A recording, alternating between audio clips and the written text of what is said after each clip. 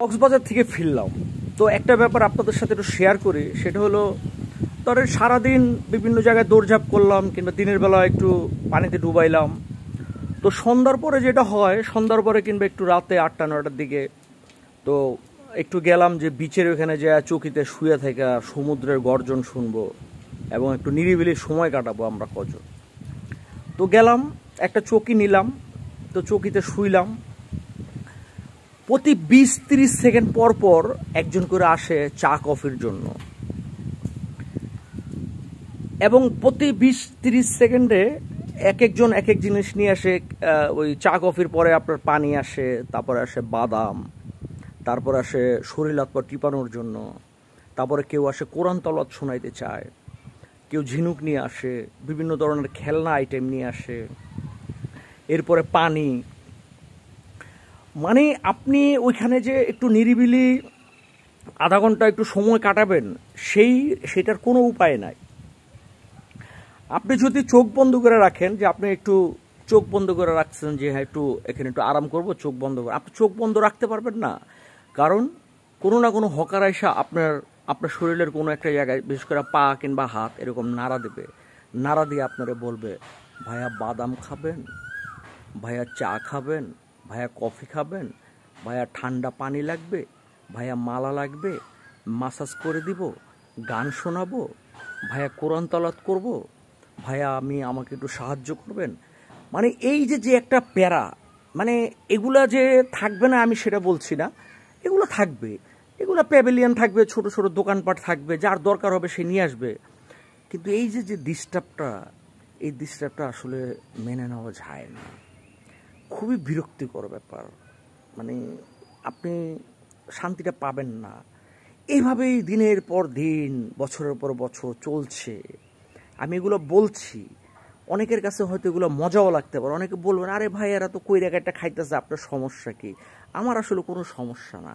আমার সমস্যা হলো যে আমি ওখানে একটু নিরিবিলি, সন্ধ্যার পরে একটু ওই জায়গায় নিরিবিলি যায়, আমি সমুদ্রের আওয়াজ শুনতে চাই। আর তাছাড়া আপনি বিচে একটু হাঁটবেন, কতক্ষণ হাঁটবেন? একটা সময় তো আপনাকে একটু বসতে হবেই।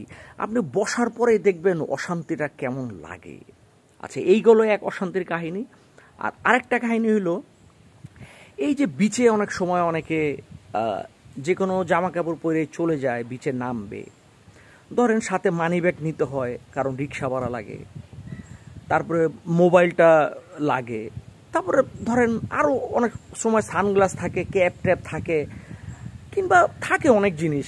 এগুলো ছাড়া আসলে বাইরে হওয়া যায় না তো হোটেল থেকে। তো এখন ঘটনা হচ্ছে, আপনি যখন ওই বিচে যাবেন তখন এগুলো রাখবেন কই? ধরেন আপনারা 5 জন গেলেন, দেখা যাবে একজনকে ওখানে এগুলো পাহারা দেওয়ার জন্য বসে থাকতে হবে। অথচ আমাদের এই রাষ্ট্র যদি একটু চিন্তা করতো যে এখানে অনেকগুলো লকার ব্যবস্থা করতো, মানে বিচ এরিয়ার ভিতরে, তাইলে আমরা কত সুন্দর এই লকারগুলো রেখে সুন্দর করে আমরা যার যা গোসল মোসল যা করা, ডুবাডুবি যা করার, যা সুন্দর করে আমরা চলে যেতে পারতাম। এই যে আমরা কয়দিন আগে গেলাম, আমরা 5 জন, কিন্তু একজন সবসময় আমাদের এই জিনিসপত্র পাহারা দেওয়া লাগছে, স্যান্ডেল, হাবিজাবি, এগুলো তো আর সব কিছু তো আর ভিজানো যায় না। মোবাইল মানি ব্যাগ ছাড়া তো বাইর হওয়া যায় না। এই যে একটা ব্যাপার। কয়দিন আগে আমি সুবর্ণগ্রাম নামে একটা রিসোর্টে গেছিলাম, এটা ভুলতা গাউসিয়ার দিকে। ওইখানে দেখলাম সুইমিং পুলে আপনি নামবেন, ওখানে লকার আছে, 50 টাকা লাগে। আপনি সুন্দর 50 টাকা টিকিট দিবেন, আপনাকে একটা লকার দিয়ে দেবে, চাবি দিয়ে দিবে, আপনার হাতে একটা মালার মতো ওটার ভিতরে ঢুকাই দিবেন, চাবিটা ঝুলে থাকবে। আপনি যতক্ষণ দাপাদাপি করেন, কিছু করেন, আপনার চাবি ওখান থেকে খুলবে না। হাতের ভিতরে ওই প্লাস্টিকের একটা লাগায় দেয়, হ্যাঁ, ওইটা রাবার ব্যান্ডের মতো লাগায় দেয়, সেটা থাকে। হ্যাঁ, আপনি সুন্দর যখন শেষ হয়ে যাবে, আইসা লকারটা খুলে জিনিসপত্র নিয়ে গা গোসল দিয়ে সুন্দর করে চলে যাবেন। আমাদের এই কক্সবাজারে এই সুবিধাটা আমি পাইলাম না, এবং এটাকে আমি খুব ফিল করলাম যে এই সুবিধাগুলো কক্সবাজারে অ্যাভেলেবেল করে দেওয়া উচিত। কারণ প্রচুর জায়গা আছে, গভর্নমেন্ট চাইলে কিংবা প্রাইভেট সেক্টরে এই জিনিসটা করতে পারে।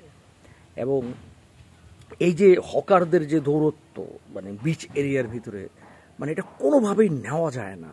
মানে বিচের মতো একটা জায়গায় যেখানে আপনি ভাববেন, আপনি ফিল করবেন, আপনি একটু আনন্দ করবেন, রিল্যাক্স করবেন, রিল্যাক্সের কোনো উপায় নাই ভাই।